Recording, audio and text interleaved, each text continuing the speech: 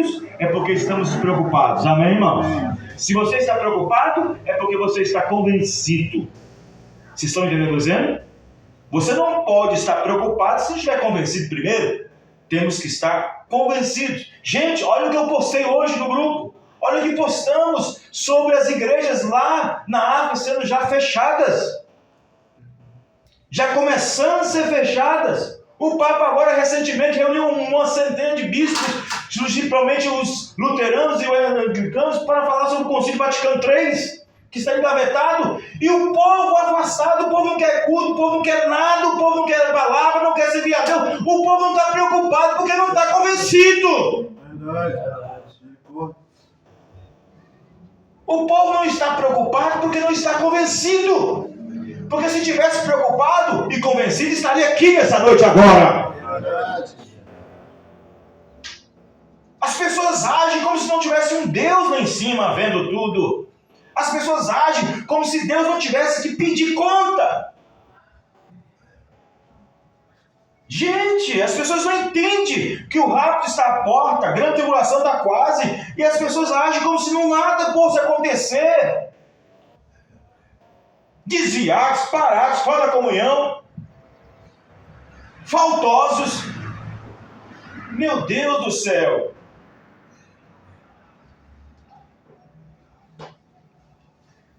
Uai, gente.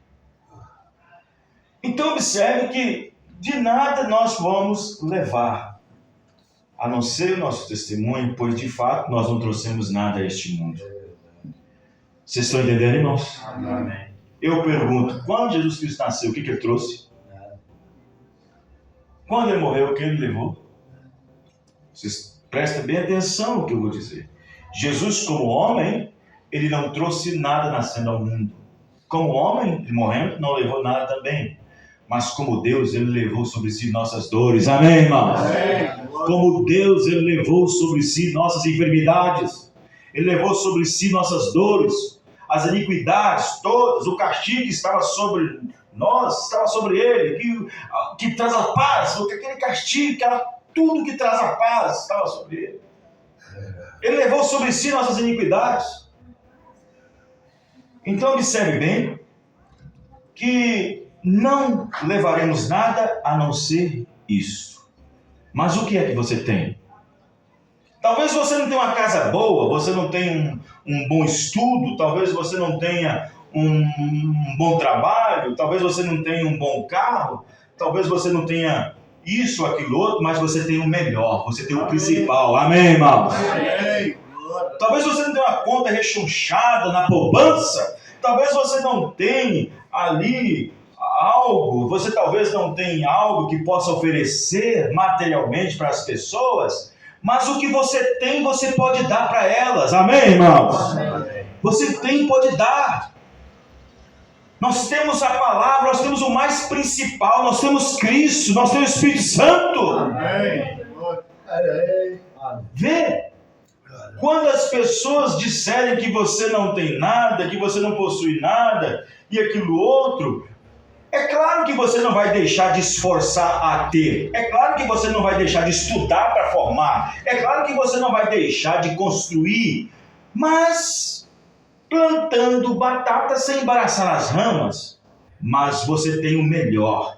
Eu praticamente, irmãos, quase não...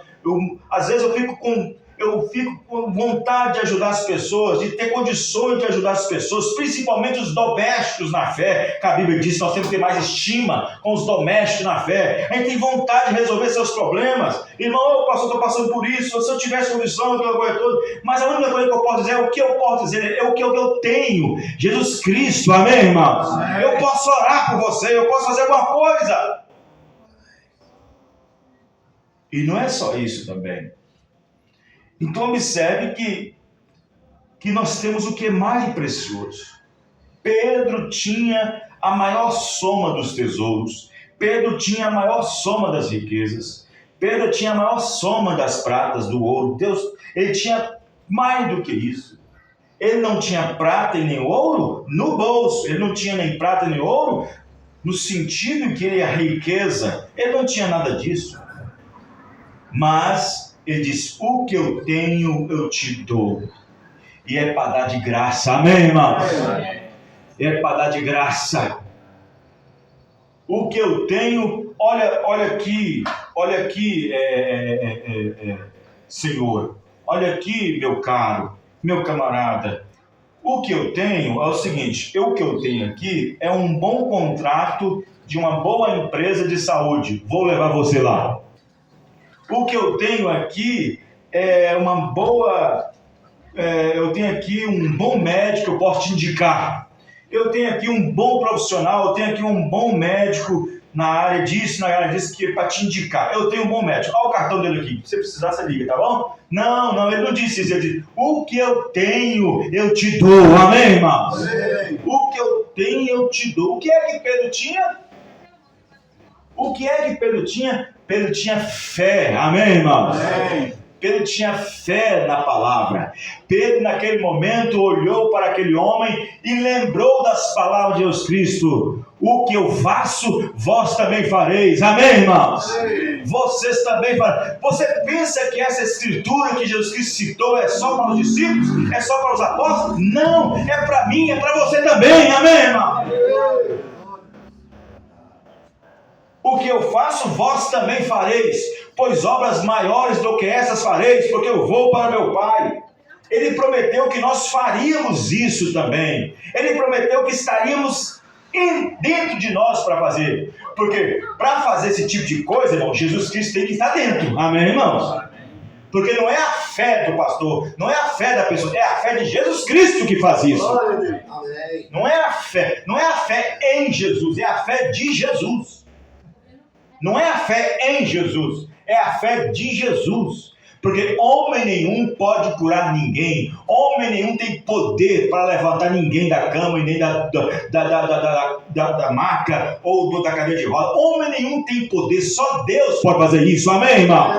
E se você tem Ele, você tem tudo. Amém, irmão? O que eu tenho, eu te dou. Em nome de Jesus Cristo Nazareno, levanta-te e anda. O que ele tinha? O que é que Pedro tinha? Pedro tinha fé. Pedro tinha posicionamento.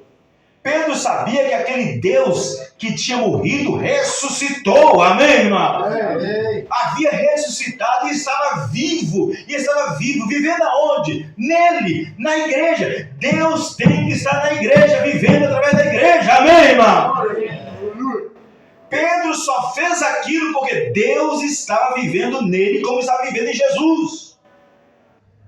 Vocês estão entendendo o que eu estou dizendo? Amém. Jesus disse: vós eis de ter o que é meu.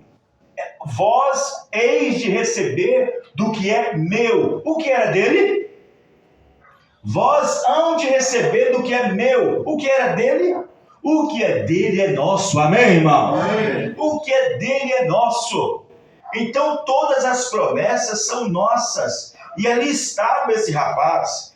E quando Pedro disse essa palavra, se vocês observarem, irmão, eu quero que vocês observarem que o profeta irmão Branham, quando ia pregar sobre cura divina, ele primeiro trazia uma mensagem para criar uma atmosfera para que a fé da pessoa aumentasse. Quem lembra disso? Quem já viu isso? O profeta disse que ele pregava sobre determinado tema, falava de alguns testemunhos, de alguns acontecimentos, para criar na pessoa uma fé de cura, uma fé. Mas ali no momento Pedro não pregou nada. Não houve um sermão, não houve uma mensagem, não houve uma história contada, não houve nada disso. Pedro apenas disse: o que eu tenho eu te dou. Amém, irmão? Amém. Aquele rapaz não estava tendo fé em nada. Aquele rapaz não tinha fé em nada. Ele não estava tendo fé. Para começar, ele não estava nem preocupado com a oração, ficava na porta. Vocês estão entendendo o que eu estou dizendo? Ele não tinha nada, mas foi a fé de Pedro, foi a fé dele, a fé que ele tinha no Cristo ressurreto, a fé daquele que ele sabia que Cristo estava vivo. Irmão, e se Cristo está vivo, irmão, está habitando entre nós, tem que acontecer a mesma coisa. Amém. Tem que acontecer a mesma coisa. Isso quer dizer o quê, pastor? Temos que ver a mão de Deus também operando. Amém. Temos que ver. Deus está em sua palavra, pastor? Tá, Deus está em sua palavra, sim, mas ele não pode ser apenas falado com palavras e assim por diante. Paulo disse, o meu ministério está aprovado não é apenas com palavras, não é apenas através da persuasão, não é apenas da grande pregação, da grande exposição, mas também pelo poder e demonstração do Espírito Santo. Amém, amém, irmãos? A cura é nossa, amém, irmãos? A cura é sua. Levante a mão e diz, eu tenho o que é mais precioso, eu tenho Jesus Cristo. Amém, irmão? Amém. Vê você? Existe um mistério que as pessoas às vezes não entendem. O profeta uma vez disse o seguinte, você sabia que a cura divina está dentro de você? A cura divina está dentro de nós? Como assim a cura divina está dentro de nós? Ele disse isso. O profeta pregou isso. Se você falar isso para qualquer denominação, eles vão jogar a Bíblia na sua cabeça. Né? Foge daqui. Mas o profeta disse que a cura divina está dentro de nós. Quem está entendendo, irmãos? Amém. Dentro de nós. Aí o profeta disse, quando Deus te criou, ele não te criou doente, ele te criou são. Quem entendeu o que eu estou dizendo? Ele criou são. Ele não fez ninguém doente. Às vezes, algumas pessoas nascem deformadas. Mas mesmo deformadas, o estado dela de saúde é normal. Ela só precisa voltar à formalidade. Você está entendendo? Uma pessoa que é cega de um olho e tem o outro vendo, você declara ela doente por ter nascido assim? Não. Porque doença é ter dor, é sentir dor. Quem está entendendo, irmãos? Amém. Doença.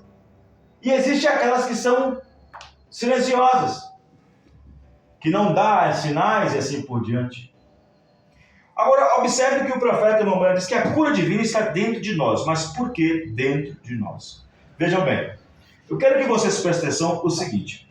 Jesus Cristo morreu somente por aqueles que estão com seus nomes no livro da vida do Cordeiro, que foi morto antes da fundação do mundo.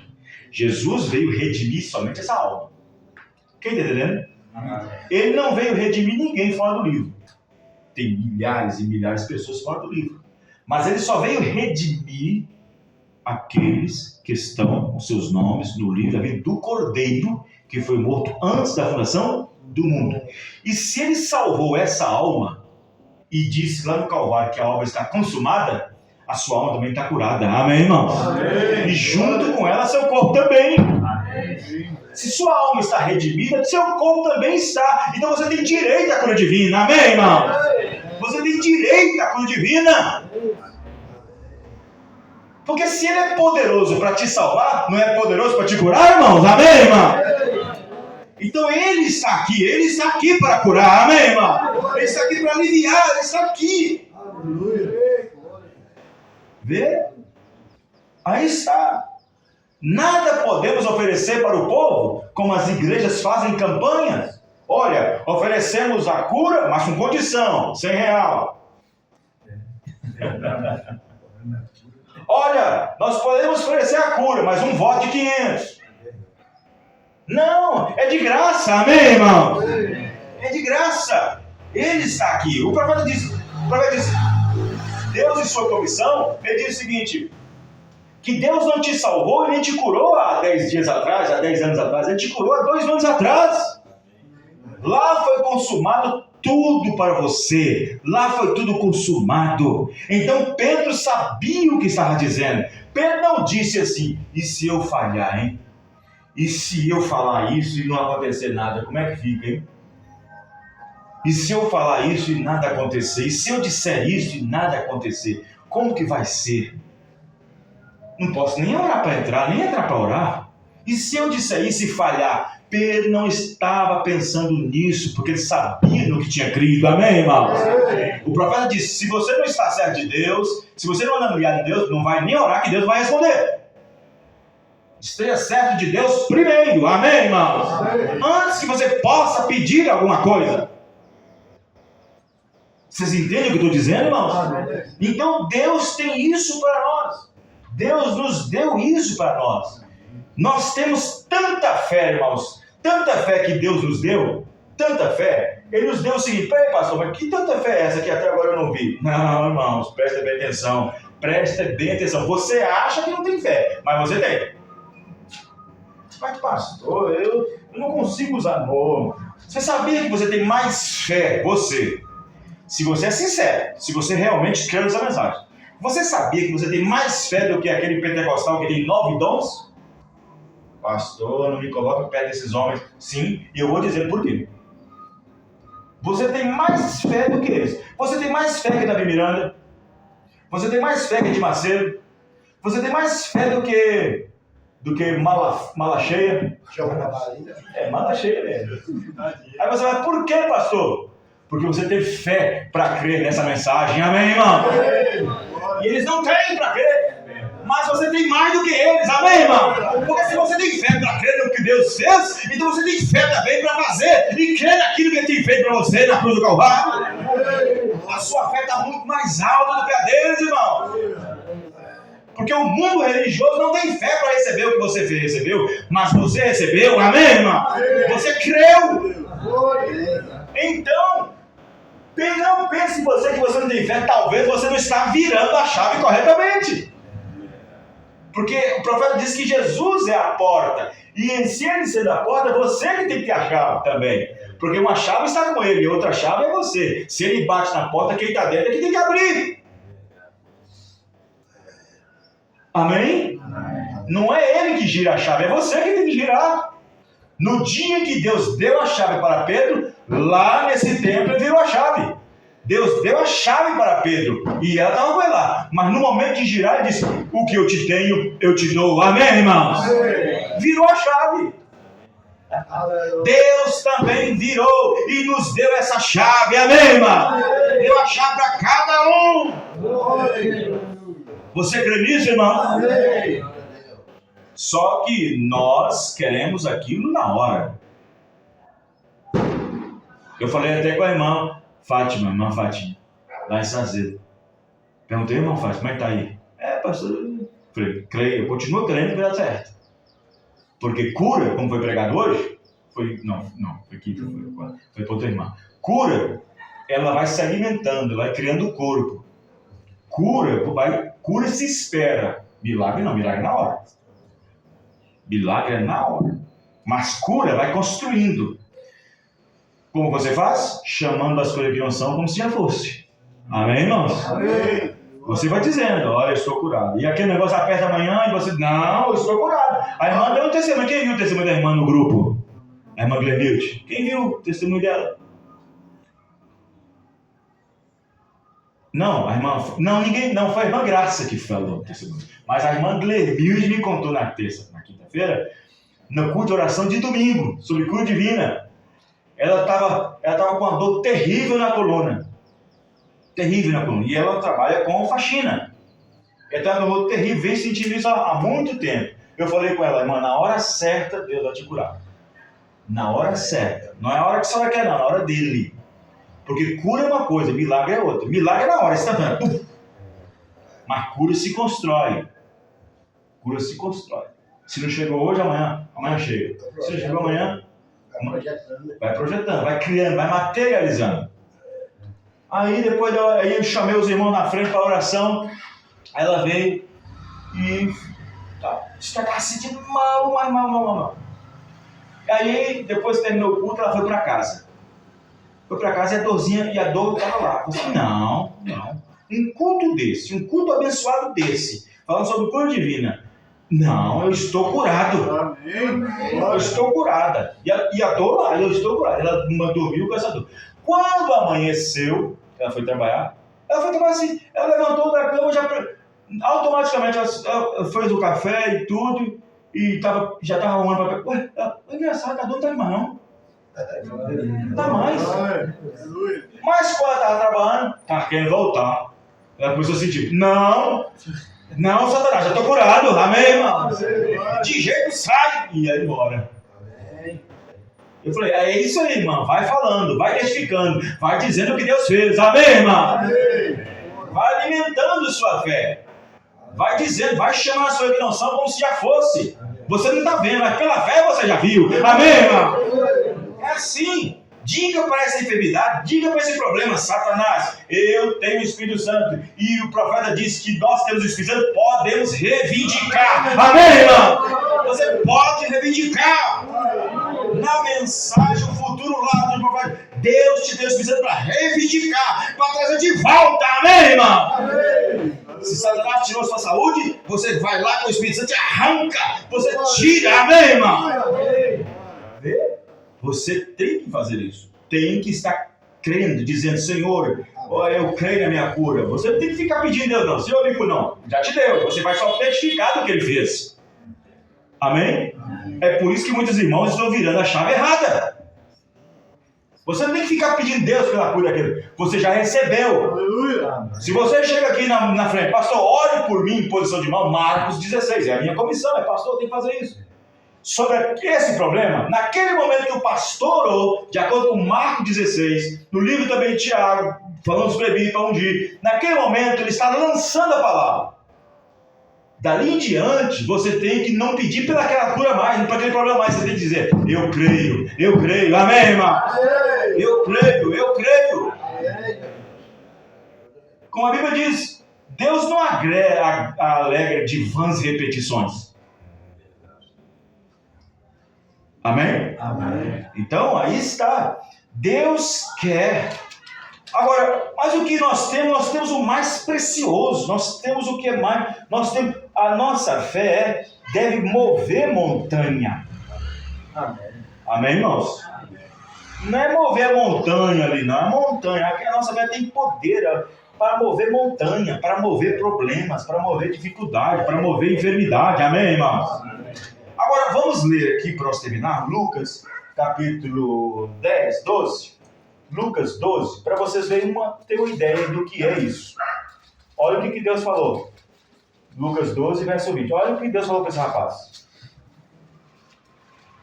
Lucas 12, 20. Nós vamos ler isso aqui. Veja bem. Olha o que esse rapaz aqui. É o rico insensato.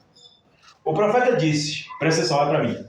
O profeta disse que as passagens do rico, tanto o filho pródigo, não, o jovem rico, como o rico insensato, vamos ler aqui agora, e aquele outro lá, o outro lá, como chama?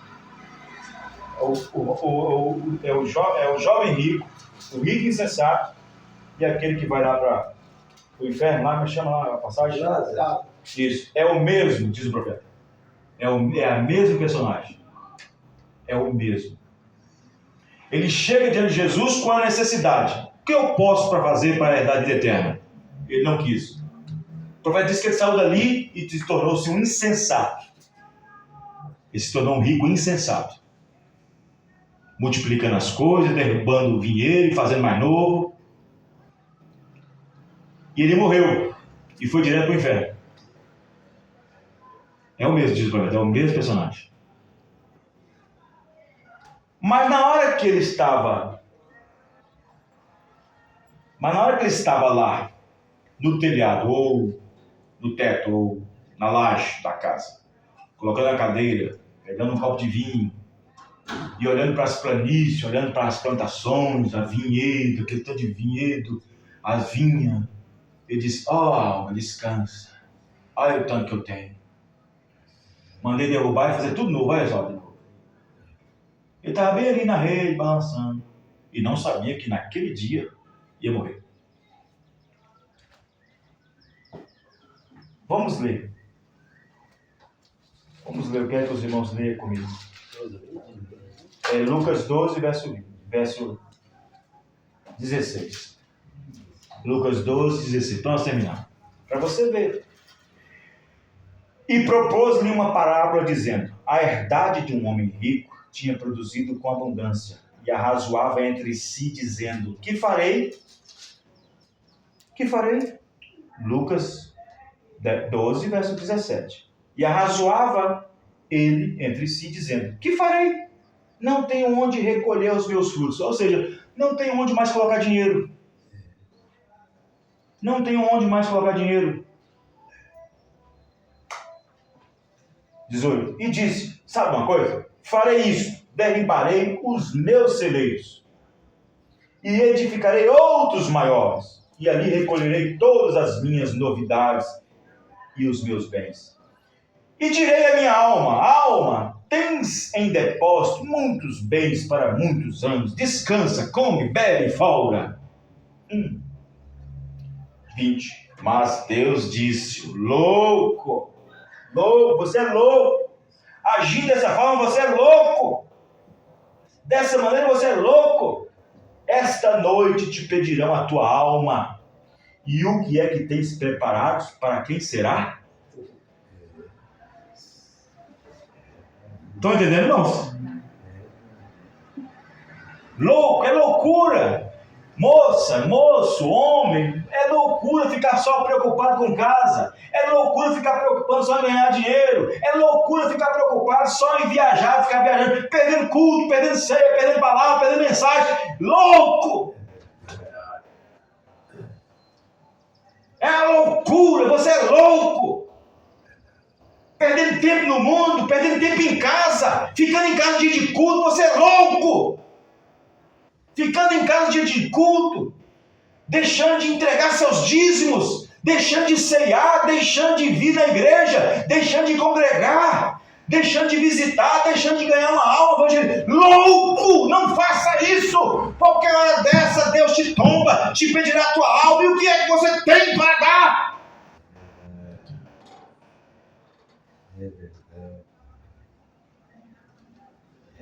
Vocês estão entendendo, irmãos?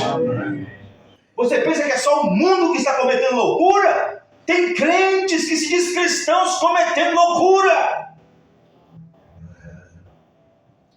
Tem jovens, tem moços, moças, mães, pais, famílias cometendo loucura. Nesses dias de Laodiceia, com essa mornidão, ficando mornos e fracos e frios e formais.